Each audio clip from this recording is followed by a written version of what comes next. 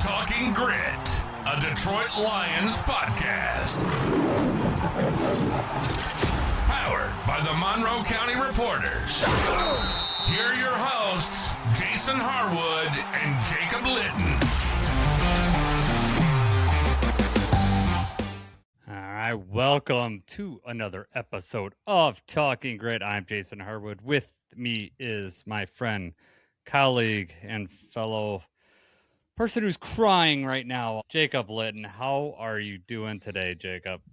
I am dead inside. Yeah. That's my favorite way to put it after most losses, but this one particularly hurt. Yeah. I usually get a Michael Scott meme from you, like, it says, like, I'm dead inside, or what. I can't remember what the meme is, but you always send it to me. I hate everything, or whatever. Right. You didn't send it to me yesterday, but maybe that's because my internet was screwing up in the stadium. I'm not sure. I tried to send you several messages. It's probably best that most of them didn't get through because they were angry messages. And then, it was like message not delivered, message not delivered. And by that point, I was like, just forget it.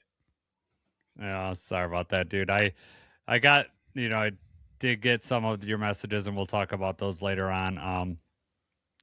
I guess before we get started in the game, I just want people to know, like, where I come from so they could just understand my attitude. I tend to, like, look forward at things, and I don't like to look back on things a lot. So, I try to look forward and see, how we can improve, what we're going to, do better. Not necessarily for these next two games, but, just next season, that I could still have faith and be happy. But I also realize that there are a lot of people that are super angry out there and just want someone to blame, need something to blame to either make themselves feel better or to prove themselves right, or, however they want to cope with it. And that's okay with me too, but just understand that that's just not where my mindset is. How about you, Jacob? I know you get angry or whatever, but are you like, I'm more on the negative side. Now? I'm still a realist. I guess I'm more negative than you are. You typically are very like, hey, we're 0-15 and Jason's like, we're going to figure it out. It's going to be okay, guys. Like,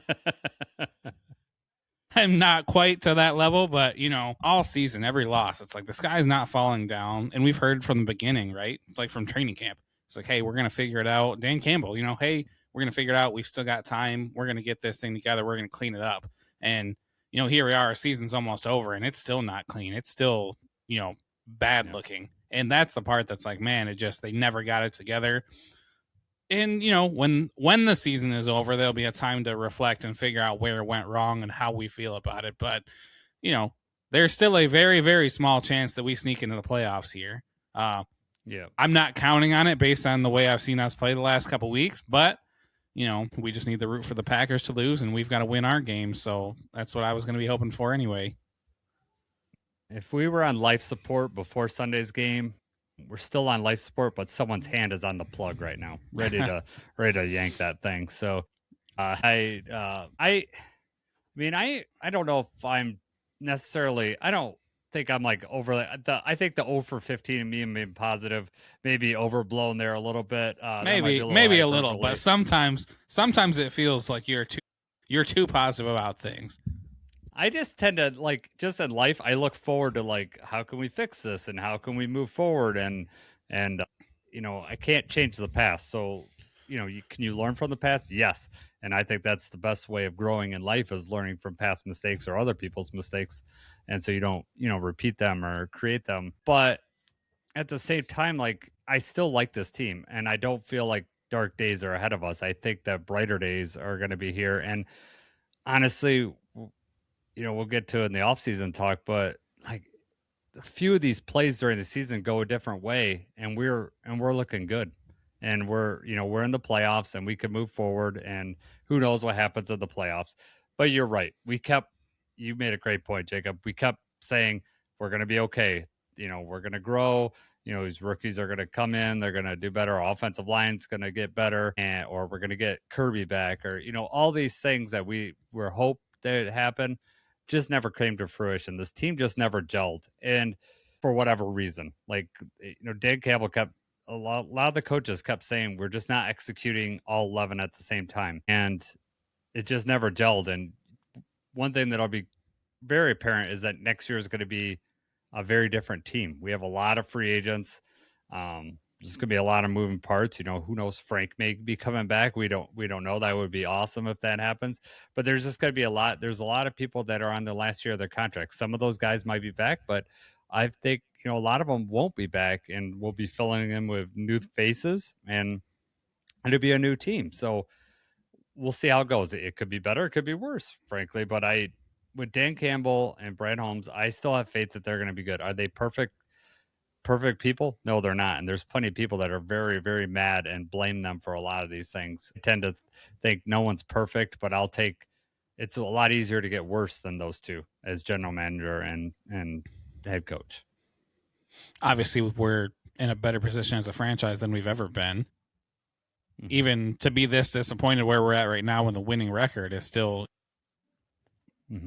days we dreamed of years ago, where it's like it just wasn't happening. Every year, during week one, you kind of had a little bit of optimism, like hopefully we figure it out. And then it felt by the bye week, most years, it was like we're looking at mock drafts and stuff like that. Yep. It's a way different brand of football that we're in right now, and you owe that to Dan Campbell and Brad Holmes. And people talking about them being on the hot seat or anything like that's insane. I just don't understand how your actual, you can't follow very closely and be true fans like that if you really are calling for those two's heads. I mean, I would even argue you could say that about certain top tier players that we have, and that would make a little more sense than to, try to cut Dan Campbell. I mean, crazy to me that's being brought up at all.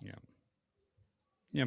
I mean, there's definitely changes that need to happen in the coaching staff, players, scheme, all that stuff. And those guys are not immune to criticism, but at the same time, no one's perfect. So let them do their thing and they'll grow. Teams have off seasons. No one's in here saying Andy Reid needs to be fired because they're, I know they've won Super Bowls. I get that. But Andy Reid also was with the Eagles forever and, kept getting either the Super Bowl or an NFC championship games. And it just happened for him. You got Patrick Mahomes, right? So I don't know. Still have faith in these two guys, and this offseason is going to be very divisive, I feel, from the fan base. Like last year, it started to get a little more divisive where people were upset we didn't sign any big free agents, didn't get the defensive end. Whereas the previous year, everyone was super on board with Brad Holmes and, the decisions they made. And, vibes were very positive going into the last couple off seasons. But I have a feeling that this year is going to be, people on both ends. So it'll be interesting. Right. And I'm not ready for off-season talk yet. As long as there is a 1% chance, I'm still all in. I'm with you on there. So some transactions that happened on Saturday. Kirby Joseph was finally placed on injured reserve. It was just the last nail in the coffin on the chances of him being brought back this year. I think him being gone, I think we're realizing, cost us quite a few turnovers in the secondary. And I think it also, my Branch was healthy. It also, put a lot more pressure on Branch to do his job back there, causing him to have really not his best season. So 100% agree. I mean, I'm scared about Kirby's, it sounds like it's a serious knee thing, that it's not an easily fixable thing. So I don't know, what's going to happen this offseason, but obviously we just signed him to a huge contract and I know he wants to be out there. This has nothing to do with what Kirby's desire is. He'd probably decided to be out there if he could, but hopefully they can figure something out, at least get him stable enough that he could play. However, I'm afraid that his days of being an all-pro might be, if he can't have explosiveness back there, it might limit his abilities. Right. That's tough. But, they finally called it, finally put him on IR. They don't really have to, because he had a setback recently, right? That's kind of what happened. Yep. He was healing. He was doing better. He kind of started ramping it up during practice, doing some work, and then he had a setback. Now, you know what? Yep. Now you've got plenty of time to heal up. That's the thing, like you already kind of mentioned, where they've kind of alluded to that this may not be something that you can just rest and heal up and that it may not go back to normal. Mm-hmm. Well, they said surgery is not an option, I believe, either. So, you just hope for the best for Kirby. Hope a full offseason of rehab, doing things the right way, that he'll be able to get back on the field. Yep. I mean, this has started all the way back at training camp. I mean, this thing started way back when. And, you know, he tried to play through it, and he would even get into some games to go out and then to come right back in the same game. So there might be a certain level of pain management, but also at the same, you know, we want this guy to be able to walk when he's retired, you know, like, Right. You just don't want to, you know, hurt this player or person's long-term ability to be a human. We activated Christian Mahogany. So he was back. He played most of the snaps. I think he only missed like 3. He was limping pretty good, I guess, from the beat writers say afterwards, but that might be just because he hasn't played, you know, 70 snaps in a long time. So we'll see. It was good to get him out there. You know, he's still, I mean, you know, he's played less than a season full of games because he only played 2 last year. I can't remember exactly when he got injured this year, but he's probably only like up to like 8 games total or something like that for, you know, for his career. So getting him snaps will benefit next year. So I was happy that they get him back. Yes. But if you thought that they were going to, you know, change up some play calling or make things easier because they had somebody fresh out there, that was not the case at all. And that was part of the running game struggles that we'll get into later. Yep. Got a message from, Tyler Hutt Jr.'s. Love talking great. I listen to every episode each work during my work days. Thank you for making great Lions contact, gents, each week. So appreciate that. Yeah, thanks so much for listening. I appreciate it. And thanks for joining us live too. And sending us a message. It's always nice to get that while we're talking together. All right, Jacob. Kingsley Gockwin obviously got elevated. He was the center yesterday for almost all the snaps, and then Giovanni Ricci was elevated as well for the game. But Gockwin, I don't know, what did he look like from home? Because obviously I'm watching it at the stadium. It's hard to keep track of all that stuff. Did you notice how he was playing? Any comments? You know, I did notice. I was trying to keep an eye out for him. Nothing really stood out to me that was like crazy. Like, oh man, I think he had like 1 or 2 really good blocks where even the announcers had like pointed him out. Nothing too crazy that was like, oh my God, what is Kingsley doing? Like, you know, nothing where he like completely blew it. He had a couple nice blocks. I would say it was an okay day from him. I haven't dissected everything, but it was kind of weird that he went out for a drive, I think. I don't know if it was a full drive, but Nice played center for a couple. He got 3 snaps. Yeah, 3 snaps, I think. Yeah. So I don't know exactly what happened, you know, behind that. But I thought that Kingsley had a pretty good game stepping in for Graham. I don't think that the drop-off from Graham to Kingsley was very large. Okay. That's good to hear. He got some praise from Dan Campbell during the press conference today. Said he was encouraged with what he saw. And, you know, second-year player, getting him some snaps, and we'll, you know, see what he can grow into next year. Maybe goes into that primary backup spot at center, depending on, you know, what happens with Graham and if Frank comes back. I mean, there's a lot of moving parts there. Whether we move Tate over, it'll be interesting. We'll, you know, which we won't know the answers to for 7-8 months. But I'm sure we'll be talking about a lot for the next 7-8 months. All right, special teams. I don't really have much notes on this. You know, Jack Fox did Jack Fox things. 3 punts, 53-yard average. Jake Bates made his 1 field goal. I thought his kickoff attempts were fine. Did you have anything in special teams that caught your eye? Nope. Other than Khalif getting blasted on that one. Lucky he caught that ball. No. Average day from special teams. Kick return. Tom Kennedy had a couple of returns, but nothing crazy this time. Mm-hmm. Sailors, pretty much the same as what we've seen out of him. Just keep running until somebody hits you, and then you'll go down. You know. Yeah. I wouldn't say it was great from special teams, but no, I think it was an okay day. There were worse phases that we went through. Mm-hmm. Yeah, and we didn't give any big kick returns up or anything like that. I mean, the field position was pretty average for the other team for Pittsburgh, so I didn't really. It was all right. All right, so defense, we got to talk on this defense. I'm going to start by just saying 230 yards rushing. That was abysmal. Oh, God, so bad. I believe that it was the Steelers' record for yards per carry happened in this game against the Lions' rushing defense. Just horrendous.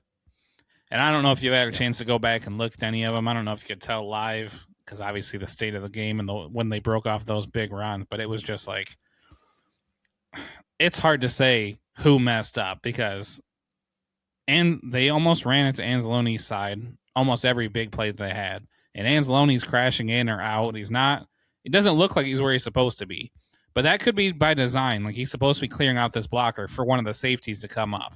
And if he's doing that, the safety's misplaying it terribly. You know, Avonte Maddox did not have a great game. On the one touchdown, he was blitzing from the other side. But, I mean, there's too many mistakes. Too many people look out of position. They don't look ready for it. And especially for these runs to come in run formations and in running situations, I don't understand how this is happening. And both of the big plays, I think on the 3 longest runs, were at Tyleik Williams, and he misplayed all 3 of them. So very, very discouraging, from the rushing defense. Something that we've been really able to rely on. And it makes it worse, just the disparity between, if you see that we give up 230 yards rushing, that's absolutely terrible. Had we had 200 yards rushing on offense, you could be like, man, they were running wild this game. We didn't. I mean, when have we ever been outrushed by 200 yards? Yeah. Not during the Dan Campbell era. I mean, at least not in the era where we've been competitive with Dan Campbell. Right. It was just, it was so deflating too.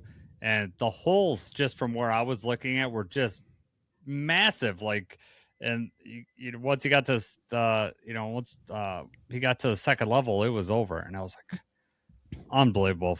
They were just, just when we were like creeping back in, and then they would just run it down our throats. And I mean, we know how that is. We know how demoralizing that is, because we would do, prior to this year, we'd do that to other teams, especially the fourth quarter, just like they were doing to us late in the game.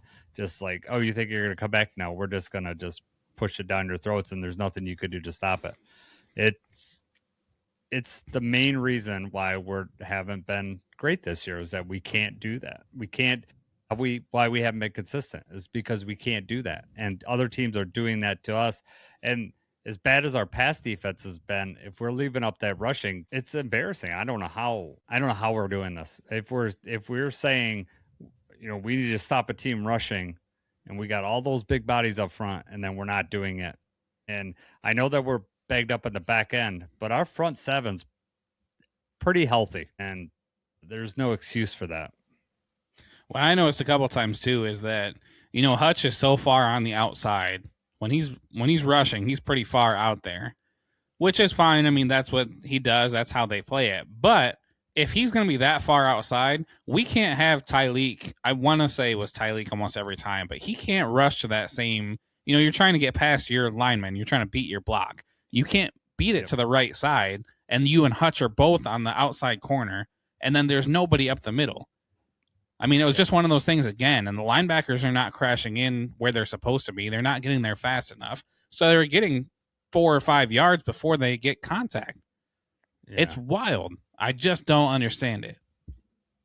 Yeah. And maybe that's just Tyleik trying to do too much, or if that was the play design. Like I said, there's sometimes where the design is, hey, the defensive tackle, the linebacker, you're clearing out this space. You're taking the blocker with the intent on somebody coming behind you to fill that hole and make the play.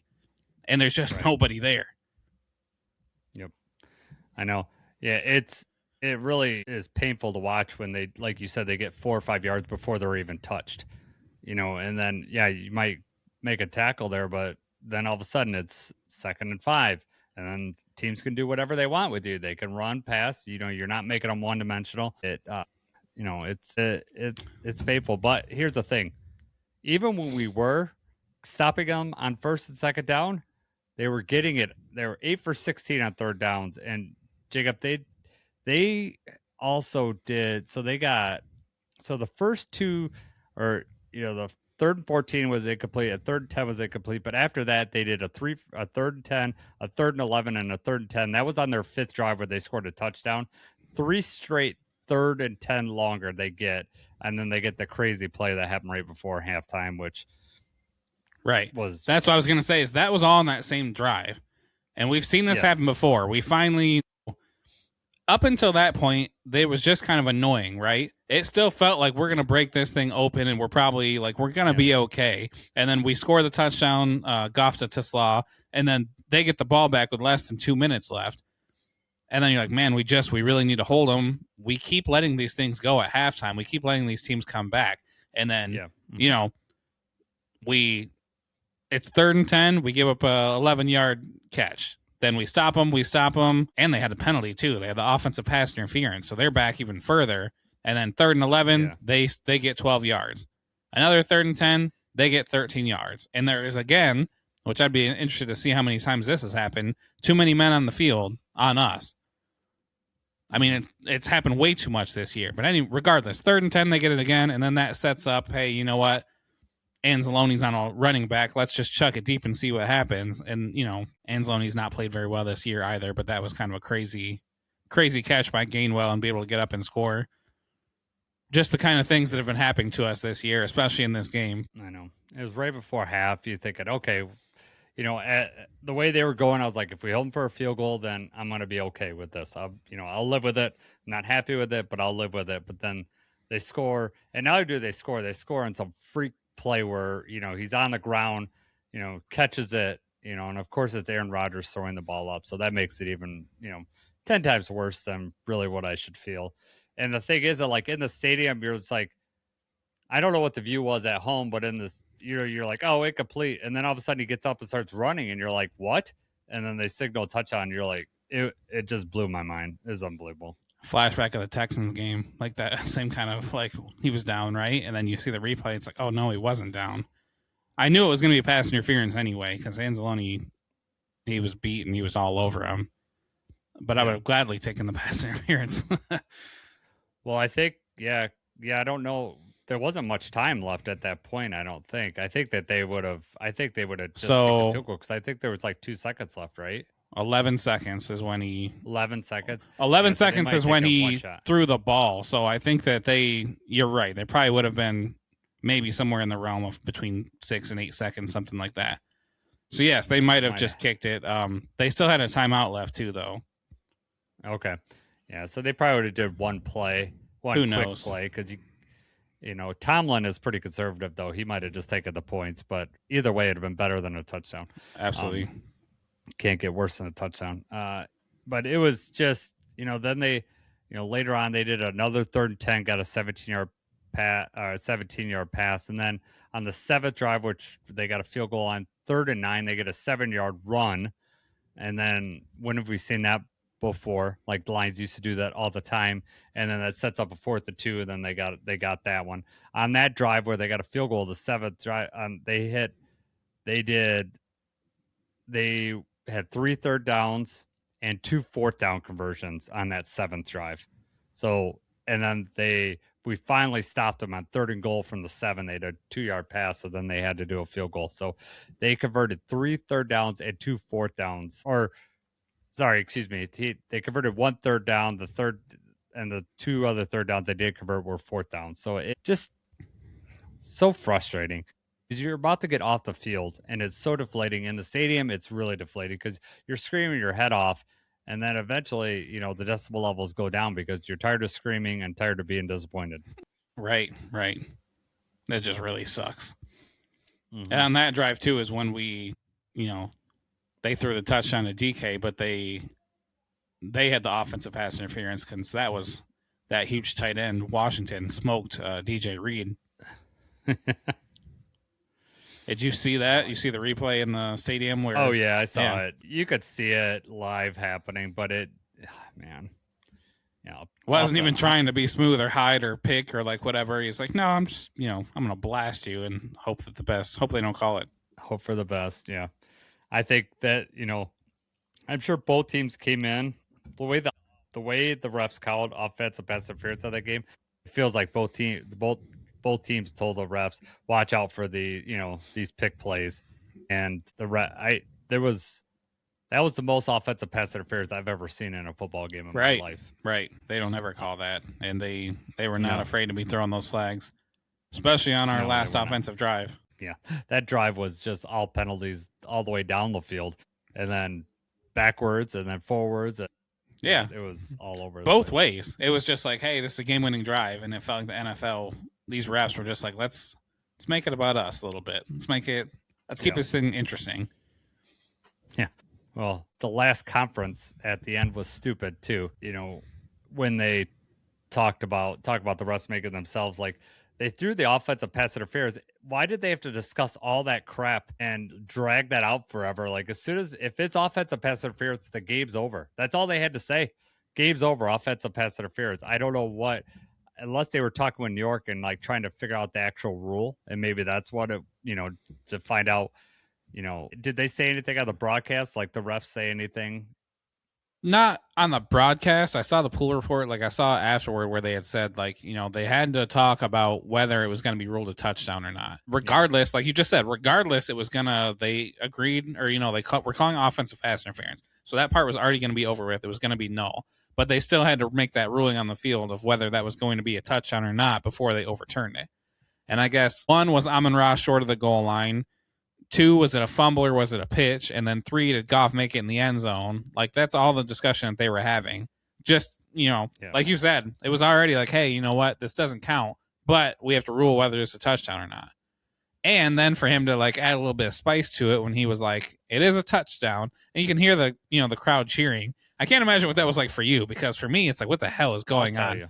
And, it's like, it is a touchdown. However, there's offensive pass interference, and then he had to like say it twice at the end. The game is over. The touchdown does not count. The score did not count. It's like however he worded it, because you could tell like everybody's cheering in the stadium. Like what? Yeah. So I'm up there. I heard as soon as he said the touchdown. What really confused the fans is on the scoreboard. The Lions posted 30-29. Like they posted they switched it to okay. So they put it up on the board. So they didn't announce a touchdown or anything like that, but they put the score up there as the ref was saying that. So I think everyone just was really confused. And so, then there was like you said, he announced that the touchdown was good, but there's pass interference. But I think the ref saw the reaction of the crowd and he didn't make it clear that the score did not count. And so I think that's where he came on. But by that time, everyone was cheering, so no one was listening. Right. And I had to there was multiple people in our section that were just cheering and high-fiving. And I'm like, we lost. And they're like, what? I'm like, it doesn't count. We lost, guys. And I had to I had to be the bearer of bad news for a lot of people in our section. And it was like the Golden Tate thing. My boys. Oh, yeah. Oh, God. Where he catches it, you think he scored, they rule that he's in, they review, he's not in, and there's a 10-second runoff. The game's over. There's nothing you can do about it. It's that same exact kind of thing where you just sit there, you listen to the ref, determine your fate. Honestly, at that point, I mean, we're going to switch over and talk about the offense anyway. At that point, though, it was like, I knew that it wasn't going to count. I knew the flag. I knew everything was happening. I was like, there's no way that this stands, especially after what they've been calling. But I had already let out my frustrations with the Tesla pass interference thing on the first play that we had from the 1. That was such a horrendous call. And that's what I had texted you before too, is like they threw a flag on every effing play. It just felt like that whole way on that last drive. And, they had the pass interference on JMO, which was pass interference, and we needed that one. That was on 4th down. They had the tripping call. They called false start. They called the offensive pass interference on Tesla. That one was the worst of them. I could live with the Amon-Ra thing. I mean, he definitely pushed off, yes, that's OPI. Do they usually let that happen and don't call it? Absolutely. And it irks me to no end. You know that. Like, I hate that they get away with that. Yeah. I'd have been okay with it this time, but, that one was bad. But the Tesla thing was not, I mean, that was the plays on the goal line, and the defender's the one making the contact and pushing. And then afterward, they had to talk, in the same pool report. Like it was determined that he was not on the line of scrimmage, that he was further than the line, and that the offensive player is one that engaged. It's like, okay, well, you're wrong. Thank you. It's over. That one should have counted. And that was the frustrating thing. The looks is like it almost. I think it's confusing for the ref because it looks like Tesla dips his shoulder into the defender, but I think it's because he was engaged in a block. The defender was hitting him into the Steelers, whoever was right. Pressing it, pressed them right into the other defender, and it kind of created that situation just on their own. So I agree with you that one probably was ticky tack. The Amon-Ra one, definitely was PI, and I thought Amon-Ra thought he could get away with that on the last play of the game. I really thought, Right. he's probably like, I Well, got a because little they more usually leeway. It's do. the last play of the game. They Yeah. usually let that go. Yep. The thing that I'm yes, I'm upset the Lions lost. What I'm really upset is that robbed us from a Jared Goff dive into the end zone. Like, how crazy that'd be up there with to me, like had that happened like that way without the pass interference and they scoop it and he throw it, that would put it up with the Stafford fake spike jump over, versus the Cowboys. That would put it up there with me, like on that level with no way this just happened. This is like, Amon-Ra catches it in the end zone. Cool, great play. No, Amon-Ra catches it at the one, flips it up, and how his elbow or nothing else knee touched the ground before he lateraled that, I don't know. And the fact that all the Steelers guys are confused, and then Jared Goff like rumbles and jumps into the end zone. I didn't even know it was Goff that went in the end zone until I saw the replay, because it was just madness, and it's all the way at the other end of the end zone from where I'm at. So like it was the furthest possible it could be away from me. But I am more mad that they robbed us from that great ending than anything. And it's a fair call that it was pass interference. I'm not arguing that the ref shouldn't have called that, but I'm mad that it robbed us from that great ending. To be there and to say I was there, I was at that game, just like you were at the Stafford game. Exactly. Cool, right. You were right. there. I wanted to be there for like an amazing ending like that. Yeah. No, it would have been an all-timer for sure. And that sucks. Really unfortunate. Yeah. And it also would have made us forget how lousy the rushing attack and how bad we had played earlier in the game. Similar to the Giants, where that huge run by Gibbs in overtime made us forget how bad that game was. That would have, been the talk of the town. It would have been less about 12 rushing yards and more about that crazy last play. But as it stands, that did not count, and here we are, having discussed Jahmyr Gibbs 7 carries for 2 yards, David Montgomery 4 carries for 14 yards. That just can't happen for the Lions to win football games. And I mean, Goff had a pretty good game. I think the way to beat the Lions or the way to beat any team is if you can control the ball the entire third quarter. If you can take an entire quarter away from the team. Yeah. We had the ball for 3 plays and we had -2 points. Like we gave them the safety up on those plays. Yeah. Mm-hmm. Yep. Insanity. And there was no other scoring. That was the third quarter. Just they had those 2 points. That was it in the third quarter. 12-10 going into the fourth. Again, second straight third quarter game that we just did. Like third quarter was like gone. Like they're just not. Yeah. Like, I mean, this was like the last one we had 2 3-and-outs. This one we managed to. I understand we have terrible field position. I get that, but then we gave up the safety, and you're giving up 2 points, and especially in a game that was low scoring at the time, that was going to be. That was going to be it. I don't get the Goff hate at all, to be honest with you. Like there's people, like I said at the top, people are looking for someone to blame. And, people want Goff to be more mobile. That's not it. Goff played a good game. I mean, I don't know what else you want the guy to do. I guess he could have ran one in at the end. Like he could have, like one of those passes that looked like he could have maybe ran the ball in. It looked like he had a wide open lane. But I also understand from Goff that, we didn't have any timeouts. So if you run and don't get it, you've lost. We maybe can run one more play. So, because we might either have to spike it or whatever. So I don't know. I don't blame Goff for any of that. In fact, I think he's had a really good season. 30 plus touchdowns, 5 interceptions. I mean, over 4,000 yards. And it's not like garbage time stuff. We've been in every game. It's not like a Stafford type, he's not stat Patford or whatever, they used to say, Matt, what'd they say? Matthew, I can't remember what the thing was, he just pat his stats. It's not that. I mean, he's been in every game. This is the real Jared Goff, and he's able to maneuver the pocket enough to make throws. Now, would I like someone like Patrick Mahomes? Yeah, of course I would like someone like that could throw, or Josh Allen, but those guys are few and far between. We could also have Justin Fields that can maneuver the pocket, but can't hit a wide open, can't hit a wide receiver for for a damn. So it is what it is. Yeah, I mean, the fact that everything played out the way that it did, and we still had that final drive to try to go down and win the game, is crazy to me. But I mean, that the whole second half, right? So we get a fumble on them, and we get the ball.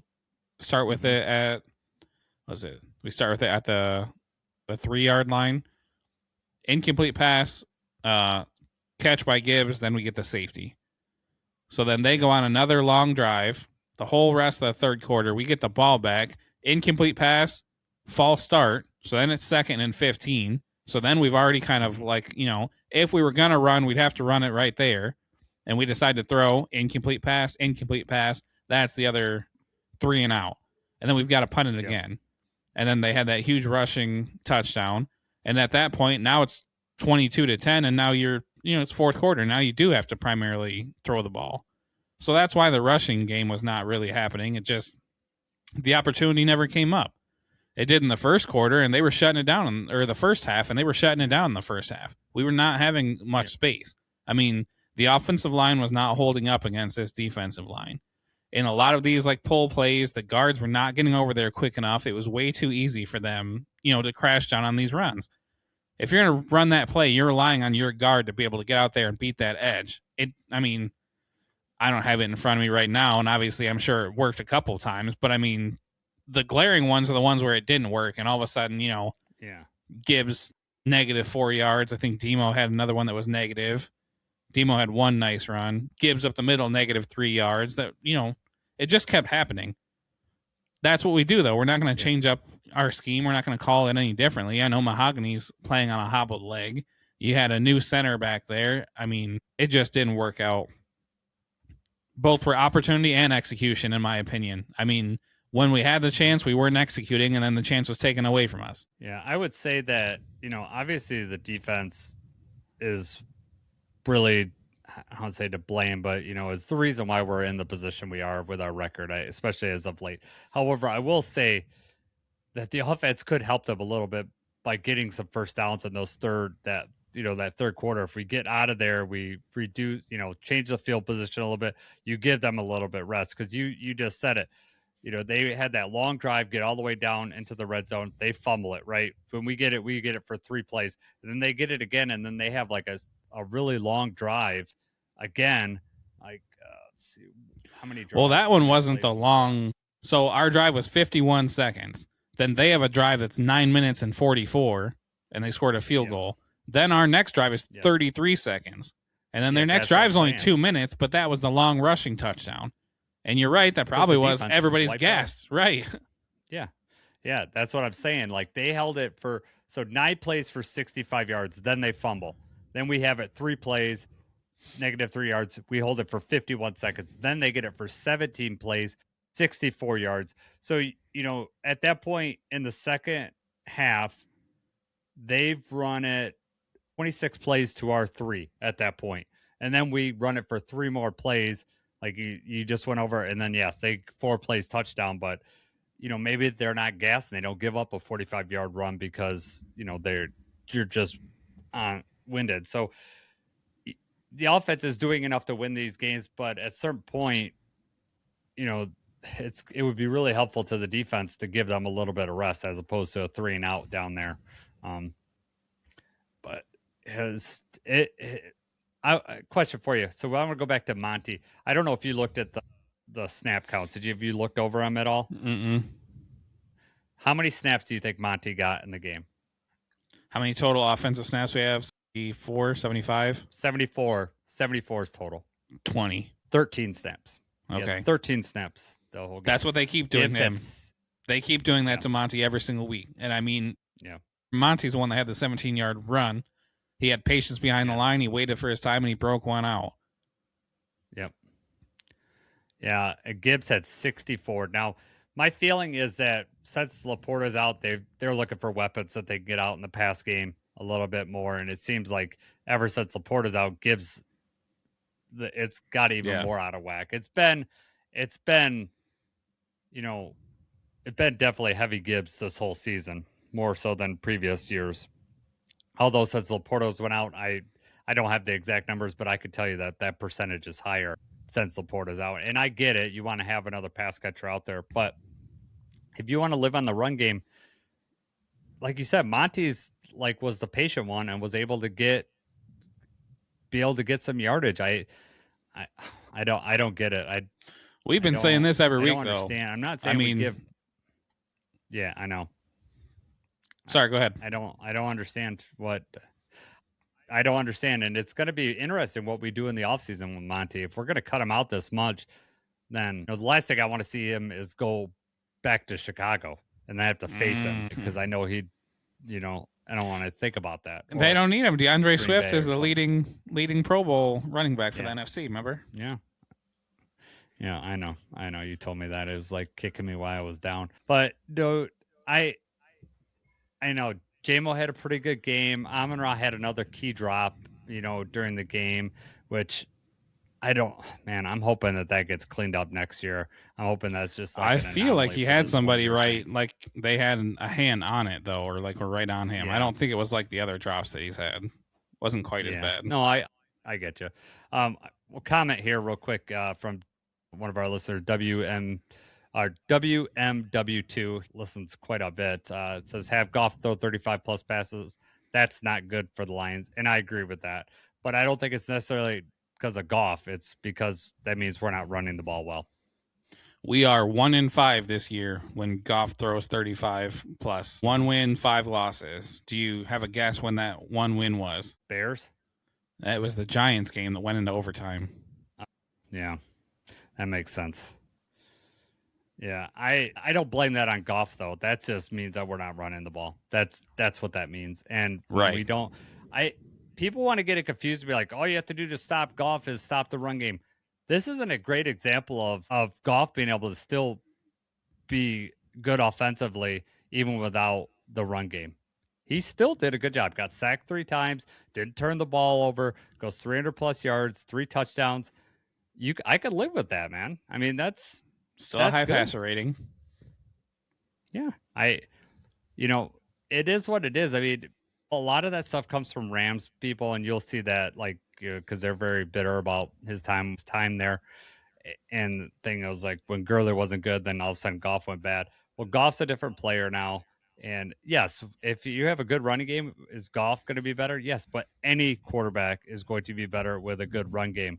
I don't care who you are. And you might say you might neutralize Goff more because he needs to play extra pass. That may be true, but he still could play well even if he doesn't have the run game. However, that isn't best for the team because you can't wear down the other defense. You become less predictable or you become more predictable. Right. Those type of things is why our record is it is. It has nothing to do, in my opinion, it has very little to do with Goff. It has more to do with the offensive line as a general and just the team not doing well blocking in front of them. Definitely. What else on the offense do you want to talk about? Any other Ferkser? You want to talk about Ferkser getting, heavy rotation early on? He had a good first couple drives, right? I kind of thought, oh man, might have missed my grit guarantee by a week. He might score if we keep feeding him. But yeah, I think it was only the first 2 drives, right? And then he kind of switched back out. Zylstra played most of the game, so it was nice to have that weapon back out there again, right? It was, yeah.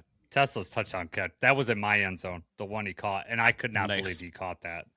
It was, you see him go up and then just get hit right away, and you're like, did he hold on? And you get up and see him celebrate, and you're like, oh my God, he held on. It was unbelievable. Right. Seen that slow-mo of it looks like he's clawing the ball. Like that's how he's got to hold on to it because he's got 2 people hitting him. Crazy. He actually, Tesla, I think had 4 catches, right? It wasn't like he only had 1 catch for the touchdown this targets. Time. Decent game from Tesla. Yeah. Had one he dropped in, at the end there. That was a tough catch, but yeah. One of the throws that went to the end zone there wasn't OPI. At least didn't throw a flag yet. Right. Maybe if you caught it, they would have come up. They would have found, right.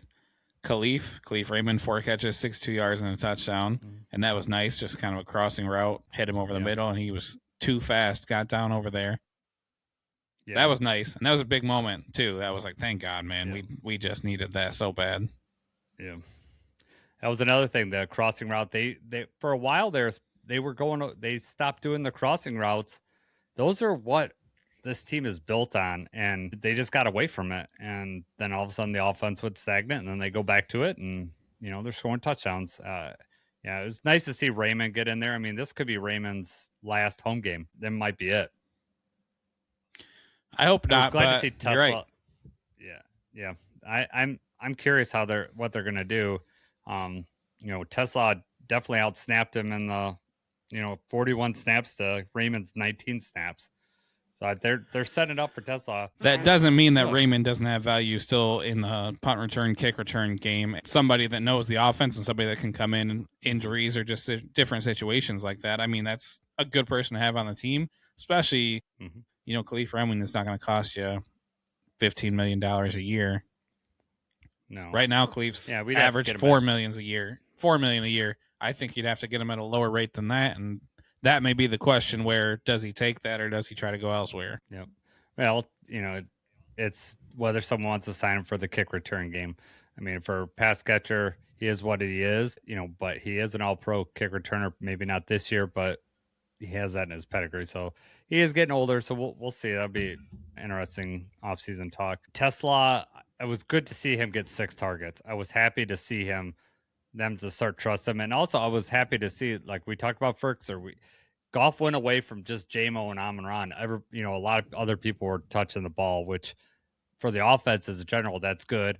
For the growth of these players, that'll be good for next year. So, I hate this looking forward to next year, but there are some benefits to this. And I'm hoping Tesla has a couple of good games left in him for the rest of the year going into the offseason.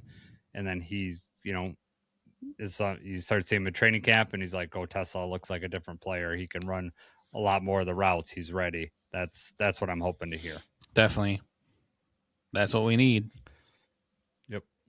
One thing that was also interesting is that Dan Skipper only played 1 snap this whole game. Usually we're bringing him in, bringing him in for jumbo sets. We decided not to do that. I'm thinking that we decided to spread the ball out as opposed to, bringing in Dan Skipper. Could be a key reason why we lost, not having an extra lineman on those rushing plays. Yeah, exactly. We, whatever they decide to do, obviously wasn't enough. But again, I put this more on the defense than I do the offense. I think the offense, did enough to win this game, and we only came 1 penalty away from actually doing it. Right. Anything else you want to talk on the offense? Nope. I'm moving on. I'm ready. All right. We'll review our roar alert real quick. I said Jack Campbell. He did get a fumble recovery. I thought Jack played pretty good for the game. He didn't get a pick or anything like that, but he did recover the key fumble that he was down there. You said Jahmyr Gibbs. I will give you credit because he did break Barry Sanders' record. Now he's 48 touchdowns before the age of 24. It's pretty awesome that the 2 people at the top of that list are Lions running backs. I love seeing that. But he only had 2 yards rushing, so I think we discussed before, and we're not giving you credit for the roar alert. No. Even though he broke a Barry Sanders record. 10 catches, 66 yards, and a touchdown, but you wanted your running back to have a good day on the ground, and he did not. Yeah. So I'm not counting this one for me. Yeah. I predicted, and the grit guaranteed the Lions will score over their average. Probably it's my fault then, right, Jacob? Because if they hit that touchdown, then they get to 30. I don't know if they make them kick the extra point. I don't know if that's like I don't know if they just called the game over because it would have been at the end, or the Lions would have probably taken a 2-point and just kneeled it so that nothing bad could happen. So right, I think even if it's not like overtime, I think they have to run a play, right? Because there's a chance the Steelers could have blocked it and bring it back or whatever. Yeah. Well, if you're smart, you just run the 2-point, you just kneel it and say game over. Exactly. That's what you do. And now you had to tell me, because I don't know the answer to this. Did Aaron Rodgers get into any verbal altercations with his own team? It wasn't as bad as I thought it was going to be, but he did actually. So it was right away the first drive. I think there was an incomplete pass or something, and I could tell by looking on his face and he's talking. I was like, oh my God, he's going to lose it on somebody already. And I knew this was mine. I was like, I'm going to get this. He never had the blow up that I thought he was going to, but he did. The hot mic caught him. I think they had to call a timeout on this play where he, he's at the line. He calls, I think, Jonnu Smith in emotion or however He was supposed to motion somewhere and he didn't. And like right in the middle, Roger says, "What the F are you doing?" And Mike catches him. He said, "What the F are you doing?" And then they have to call a timeout. So I'm going to count that as, berating your own team. All right. And then that was the fun one, though. That was not the one that mattered, the one that I wanted. Yeah. You said defense holds Steelers to less than 300 yards. They held them to less than 300 yards rushing. I'll give you that, but not 300 Barely. yards. Okay. Yeah, 70 plays, 481 total yards. Did not come close to your prediction. Justin May, the rapper, he said Steelers chested the Lions. Steelers chested the Lions, should have won it. I'm ticked off about those games, and the refs screwed us. I'm going to say there was probably some calls in there that shouldn't have been called that, but I also probably that Tesla thing. The Tesla one, but even at that, they would have had 22 seconds left. Well, and they could have easily came down and got it. Well, I won't say easily. They had 22 seconds left, no timeouts, and then they would have had to. You would have hoped it would have been a struggle, but based on how the rest of the game was going, and the thing that happened at the half, would not have been all that surprising for them to kick a 60-yarder and try to still get it. Yeah, exactly. Yeah, no, if you want to say the ref screwed us, I would solely put that on the OPI on Tesla on that play. That's when I think you could say they made a very bad call. At the same time, there's just so many chances and so many times where we should have just taken it to the Steelers team and we didn't. I mean, the Lions are the ones that left it out there. We did not do enough when we should have. Agree. I'm right with you. All right, we haven't talked about this yet, but we're going to talk about it now. The DK Metcalf punch heard around the world got suspended for 2 games today. Did you see the amount of money it's costed DK for this suspension? I did not. Lay it on me. What do we got? $555,000. 2 game checks. So over $500,000 that punch. If you're going to do that, you might as well knock the guy out, man. It's weird because I saw the whole video. I saw the thing live when it happened. When I texted you, I said DK punched a fan, which is funny because you thought I was faking and you didn't know. Are you serious? That really happened? Yes. Twitter, look it up. I saw the whole thing though, and I guess he's had a history with this fan, but I don't know. He walks up to him, he grabs a shirt, and he pulls him down a little bit, and then as he's letting his shirt go, he purposely shoves and swipes up at him. You can't do that. And then the people around the fan are saying that he yelled DK's full name. And I guess that's all it took for DK to get mad and come over there. But, now the controversial part is that DK says that the fan said a racial word and made some sort of comment about his mother. I don't know. The fan's already got a lawyer involved and everything. This reminds me of the Myles Garrett thing. When Myles Garrett swung that helmet, the first thing that came around is he said that, some racial terminology was used. Well, there's 20 other players and referees on the field, and nobody else heard that except for Myles Garrett. And it's easy for DK to say that's what he said, and he's probably going to appeal this and everything. But, I mean, if the fan said something like that, the fan should be banned, right? You should absolutely throw him out. You shouldn't be able to go to any more games anymore. It doesn't change the fact that you swiped to somebody. Why were you over there to begin with? That's right. That's the thing. Why are you even over there? Why even get over there? Why even engage in that kind of stuff? And if it's truly that person saying that, then you get security involved. You don't put yourself in that situation. Like you said, any language like that is completely unacceptable and should not be used by anyone. I don't care if they make $1 million or whatever they make. They don't deserve to be talked to like that. They're a human being. But if you're DK Metcalf, you can't put your hands on a fan. I don't care what they say. Outside of you being endangered for your own safety or someone else's safety near you, you don't do that. You got to be smart enough to not put yourself in that situation. We also know that DK's got a short fuse. He just does. On the field he gets a short fuse, and apparently this guy, him, and the thing is that if he knows that he had a history with this guy, why even engage in that? Just right. That's the thing too. If they said that he might have a history of the fan. If you've seen that guy in the stands, wouldn't you purposely stay away or purposely tune him out or what? Why would you ever think, well, I'm going to go up and see. I'm going to see how he's been lately. What? What are you doing? I know. I think it's insane that they can't do anything during the game. like New York can't get involved in that because there's no flag on the field. You Right. assaulted a fan during the game. You can't tell me the fan could have pressed charges. Like he could have called security. Like if I get in a fight in the stands, the security comes over and they're gonna say, yeah, this guy did this, whether they have camera on me or not. I mean, they had the camera on him. There was no like getting around any of that. The camera caught that interaction. So, and what's interesting is that the cameraman had to notice that. Like the camera's pointed straight at it. You know what I mean? Like, right. I don't. That's true. I guess I never thought about like why are you so in tune, or how did you get that so quickly? Yeah. Maybe they just have somebody like, on DK watch. Like this guy's a little bit crazy. Or crazy. they got a sideline reporter hearing some stuff, and he's like, they're probably saying get the camera over right over there so that they could check it out. But he should have been thrown out and like thrown out that game. And of course, I'm saying that because I want him out of the game. But to me, you assaulted a fan. Like there's no call for any of that. You need to be thrown out of the game. And it'd be one thing if the fan ran on the field and he was scared and so like he did that. But the guys in the stands and you walked over there. So like that's where I draw the line. It's insane. I think that's where the appeal is going to be lost too, is that, hey, whatever this guy was yelling, this is not your first year in the league. You know that people are going to yell stuff. They're going to try to get a rise out of you. Whatever he was yelling, you can't walk over there under any circumstances. Like you just can't do that. Which is unfortunate for me because I have DK in my Dynasty League, and he didn't have a very good game this week, but I was hoping that he was going to do better the next couple.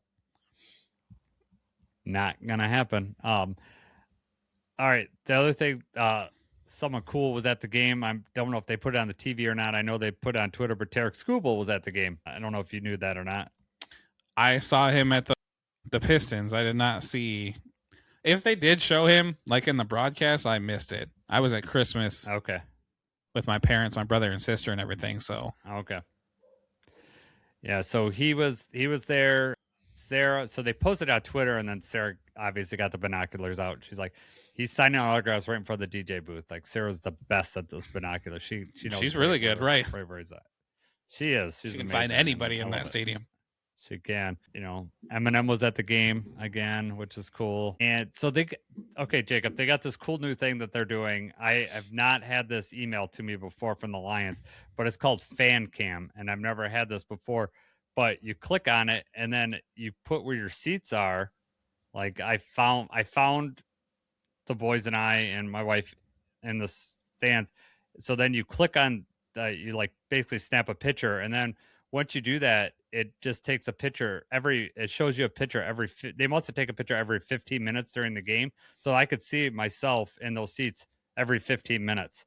And, like you don't know yelling in the moment or Yeah. Like one picture is pressing with his hand on his head and it's towards the end of the game. So I think it's like, they just made a bad call or something like that. That's awesome though. Yeah, it was pretty cool to see like, the reactions of you throughout the game, and I was like, please don't have me showing me looking at my phone this whole time because it'll make me look bad. But no, I was totally engaged in the game, and it was a pretty neat thing. Had we won, that'd have been a perfect like frame this up. I know. At the end, yeah, man. But if you got that email, like if you're listening to this and you got that email, click on it. It's pretty cool to just be able to see some.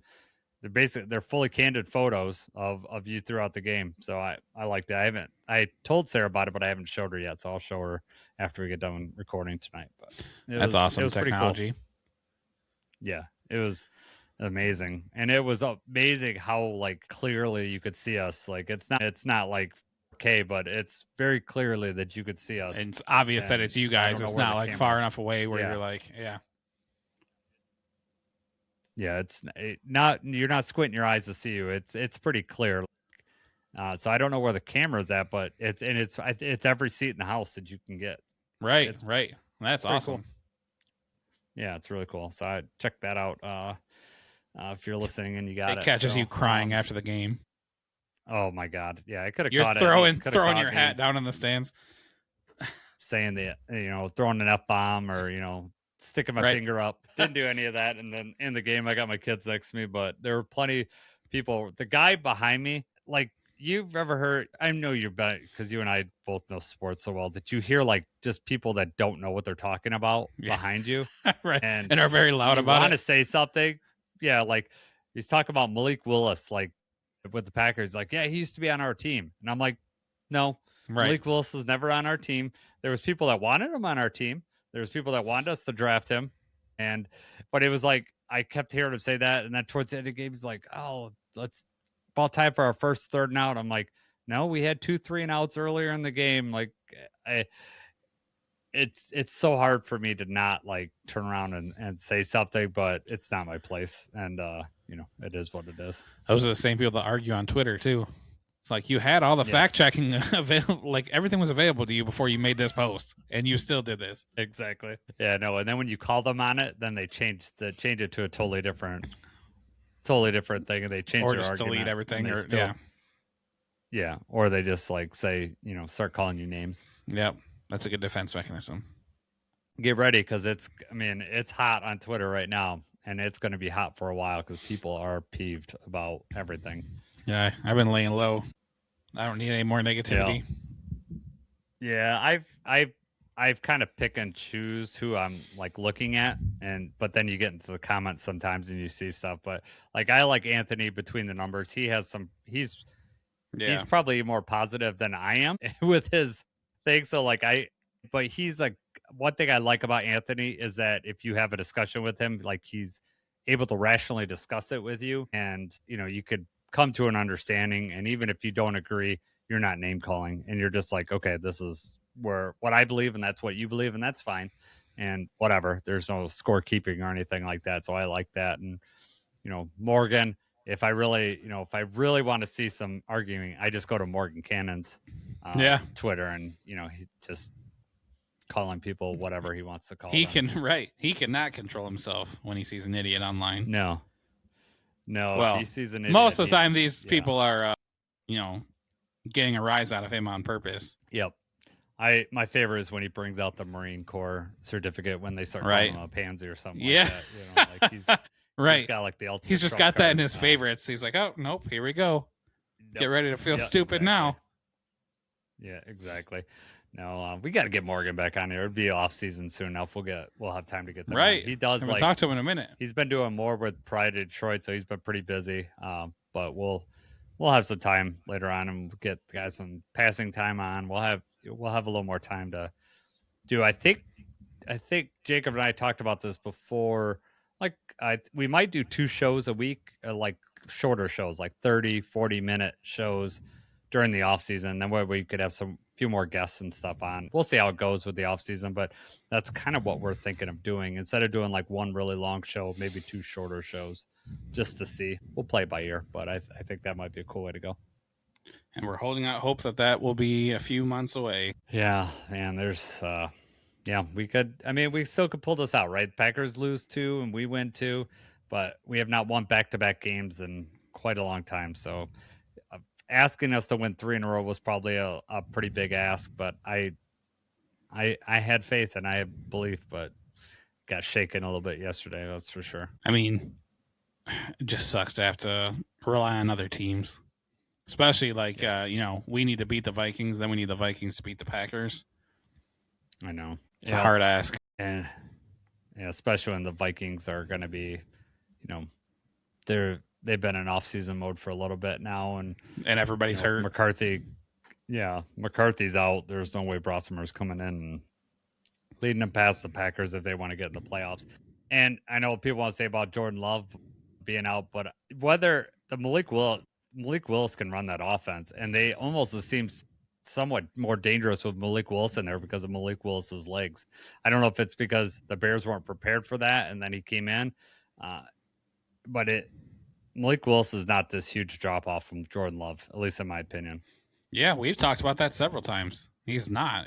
I mean, like how most of the time you would think there's a considerable, like, okay, they're starting quarterbacks out. Like you said, I think that Malik Willis is just about as dangerous just because you don't know what's coming out. He only had 2 incomplete passes that whole game.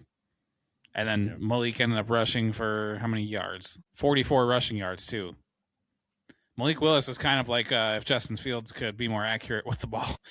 Yeah, I don't think he's as good a runner as Justin Fields, but you're right. He picks his spots better. He's not run first. Does. No, he's not. And if we've talked to Dusty, Evely, that's, the Packers guy that we have on the podcast, and, he said the offense is like totally different when they get Malik in there. They could do a lot more of the RPOs and like just different stuff that they're not doing with Jordan Love. And the fact that they can run that with him being just getting backup snaps is pretty amazing to me. But it also means I think Malik Willis is, he might be in line for a bigger contract, whether he goes back, because I could see another team wanting to take a chance on him next year. If maybe if he gets out on the free market, and the Packers might not be able to pay him, backup money. Especially with all the with the money exactly and all that stuff. A lot of big contracts. Yeah. Yep. So, all right, man. You got anything else before we head out of here? Nope. Moving on. Forgetting this one. No 80s movies. No, did not have time for any 80s movies. Did you watch any Christmas movies with your kids this weekend? We did. Which one did we just watch? We watched The Diary of a Wimpy Kid. They've got a couple of different Christmas specials. It's like an animated thing. Okay. It's only like an hour long, and those are kind of funny, like on Disney Plus. I forget the last one that we watched. We watched Elf, Grinch. I watched National Lampoon's Christmas Vacation. Nobody else watches that one with me. Home Alone. Really? Do you not allow your kids to do it, or it's one of those things where in the past, like I just haven't let them, and then it's like, you know what, maybe I should show JJ. But then I thought about when they ruined Back to the Future, and I was like, nah, just forget it. It's like, I'll wait a little bit longer. So you're not going to ruin this one for me right now. Yeah, 2 weekends ago when Preston was gone, Bradley, Sarah, and I wanted to watch a Christmas movie, and Bradley picked the movie, and it was National Lampoon's.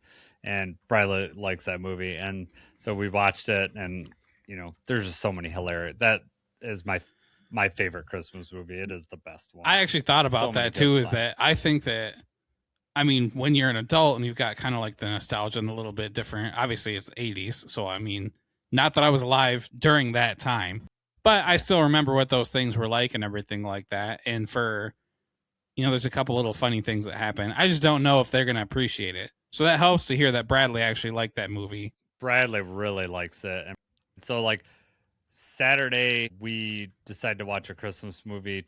We watched the Packers Bears. Sarah's like, let's watch a Christmas movie. And Preston and I both looked at Sarah and like, Packers Bears, we're watching that. And then it was like afterwards. So we started Home Alone after. Well, Preston wasn't with us and he wanted National Lampoons. That was his first choice too. He's like, National Lampoons. We're like, we just watched it last weekend. He goes, all right, then Home Alone. So we started Home Alone. Didn't get very far before we all fell asleep because we didn't start it till after the Packers Bears game. But yeah, National Lampoons is probably the number one. Preston did watch Elf earlier. They like that one too. But I say National Lampoons, hands down, best Christmas movie. Do you like Elf or no? I do like Elf. I think Elf is, it's like a perfect Will Ferrell. Like, I like when Will Ferrell's like, I like old school Will Ferrell, like the movie Old School. Yeah. Where he's not like the main guy.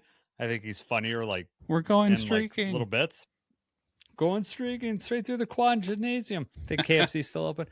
I like him in the side. I like him in the side roles, but Elf is like a perfect movie for him, like to be the main character, like really quirky. It's so Preston. I don't know if I told you this, but Preston is in the school newspaper, so he reviewed it, right? Yeah, he reviewed it. So his argument was whether it was the best, modern Christmas classic. So he went through what he thought, what makes a good Christmas movie, and so then he went through why that fits it, and he had all the money data and all this stuff to go with it. So it was really good article, and I agree. It's probably since 2000, it's definitely probably the best Christmas season. Some people may argue Polar Express or even the Grinch animated, or even the Jim Carrey Grinch. That's what I was going to say. Grinch, that would be up there too. Those would be up there. But to me, the Elf I think that's one of the best Christmas movies. Definitely modern since 2000. It's probably my favorite. Yeah, I put that up there with the Jim Carrey Grinch one. I mean, Home Alone 1 and 2 are my favorites, but then Elf the Grinch are both like on the same tier, and then National Lampoon, I mean, that's, Christmas Vacation, I just like that one. But that's something I honestly like watch by myself every year because it's like, like I said, not sure if anybody else. I know Deanna does not care for it. Deanna doesn't like stupid humor and things like that. I mean, right. It's another one of those things where it's like, I'm just going to stop showing you these movies because you're going to ruin them. I don't know how you could not like National Lampoons. There's just so many things that I will say on a day-to-day basis that comes from that movie. Yeah. Cousin Eddie's like, he's like, all I got is, piece of government plastic, between. He's like, and then he's like, I don't want to go down. He's like, because my part runs right down. And my hair just won't look right. My hair just won't look right. That's right. So every time she starts the microwave, I pee my pants and forget who I am for 30 seconds. No, that's good. Cousin Rosie, Eddie though, is like batting 1,000. Rosie has been obsessed with Home Alone 2. She watches it every day, and I don't know, she likes that one better than the other one. She also calls it Home Alone 3, no matter how many times we've corrected her. Okay. That one's Home Alone 3. Yeah, there's only 2 Home Alones, the Home Alone 1 and Home Alone 2. The rest I don't acknowledge. There was one on Disney that wasn't actually too bad. We never saw any of the newer. Well, Home Alone 3 I saw when I was younger because that was still like a 90s thing. And I actually did not think that was a bad movie. But Deanna does not agree with me, and I haven't seen it in a while. We actually just talked about that earlier today. Yeah.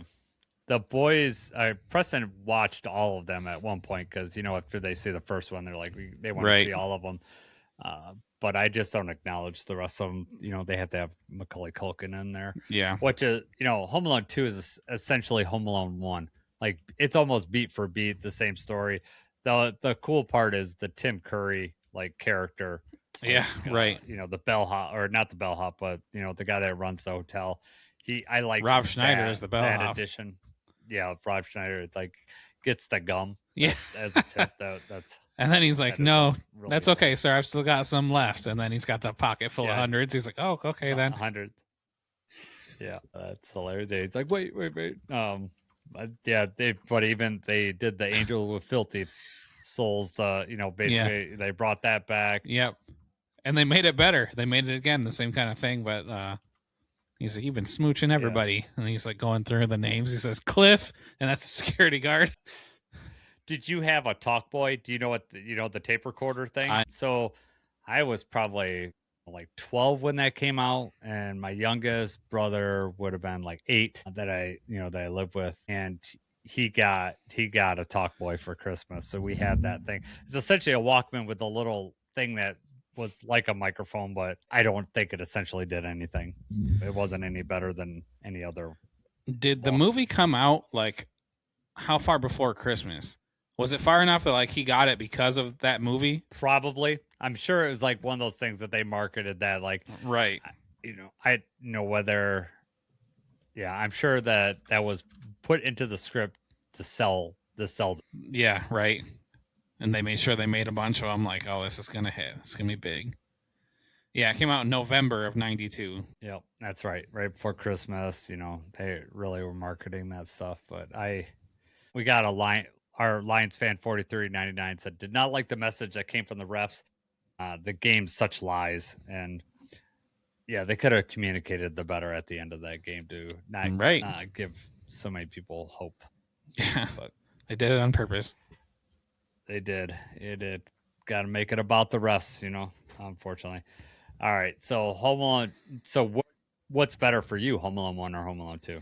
I'm assuming you're going to say Home Alone 1. We talked about this. We had a discussion. My family chat had a vote in there. And that was I just thought about it. And I talked to Deanna. I was like, I don't know that I can pick between those two. Because for me, I mean, maybe, so this is going to be different for you because you remember when they first came out and everything like that. But my whole life, ever since I've watched Home Alone, Home Alone 1, Home Alone 2, I've always watched both of them. And they're similar stories. I think they're both really good movies. I guess if I had to pick, I would slightly lean towards Home Alone 2. Mm-hmm. But I can't say one over the other for sure. What do you think, though? Yeah.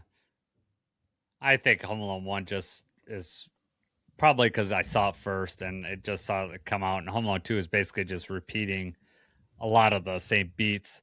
So it feels like it. However, some of the gags at the end, like, when he's, going through that house or whatever, was obviously ramped up for Home Alone 2. So much when he so electrocutes him. he would have killed them like multiple times. Right. Like throwing the bricks over the over the edge. Like you 2 stories down, you're throwing a brick. He's gonna be dead or not know who he is. Certainly a concussion. Really bad. I thought about like, man, they're just inhaling and breathing in all that the stain, all the different Yes.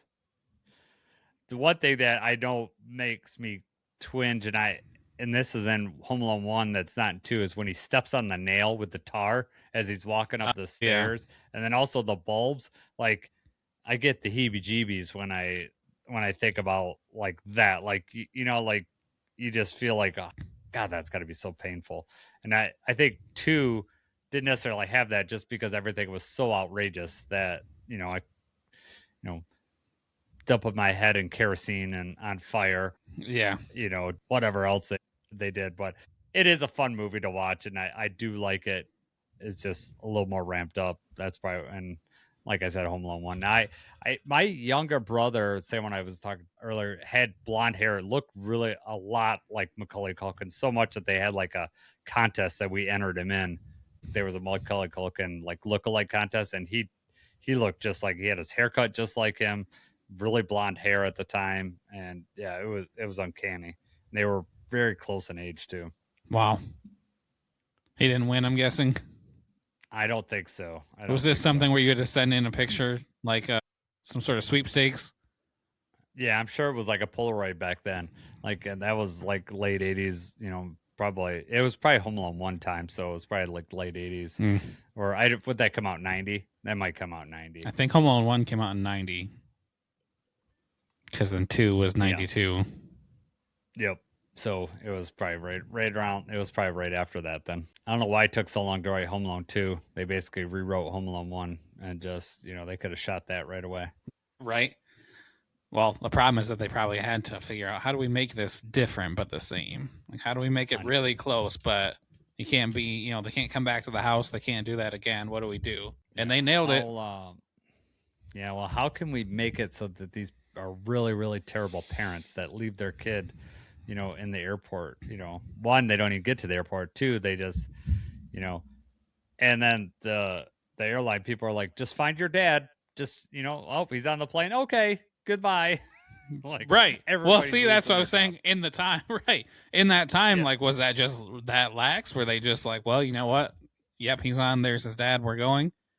Clearly that wouldn't fly anymore, but I always thought it was weird too that like in the first one they're in first class and the kids are back like and they're just like, oh, just pick whatever seat and you guys the kids are loose back there. I don't fly. I've only flown one time, so I can't say that I have too much experience, but I imagine it's not like that anymore. I could tell you that Sarah and I would not be sitting first class and putting Bradley and Preston back in coach. I mean, as much as we would love to do that, I can't imagine that the airline would be like, okay, yeah, you can just let your kids back here run around and do whatever they want. Because especially if the parents are back there, what kid's going to behave in that situation? They're not. That's ridiculous. Right. All right, man. I think it's time to skedaddle. So I will. Are we recording tomorrow for the preview? I think we're going to have to. That's our last chance. It is our last chance because it's going to be Christmas Eve. And, yep, it's crazy. So might have to do a quick preview episode. Yeah, be a quick preview, and we'll get it down. Yeah, we gotta wrap gifts, or we gotta, Santa does a lot of the wrapping, but we gotta, wrap some gifts too. We got a little bit we got to worry about. Yeah, exactly. So it's going to be kind of sparse because of holidays. Next week's we're kind of trying to still figure that out. So if you don't hear from us, don't think that we've given up on the Lions or anything like that. It's just the holidays kind of get in the way there. So as far as our schedule, but we'll be back, certainly after the new year, back on a kind of a regular schedule. So for Jacob, I'm Jason. Let's go Lions.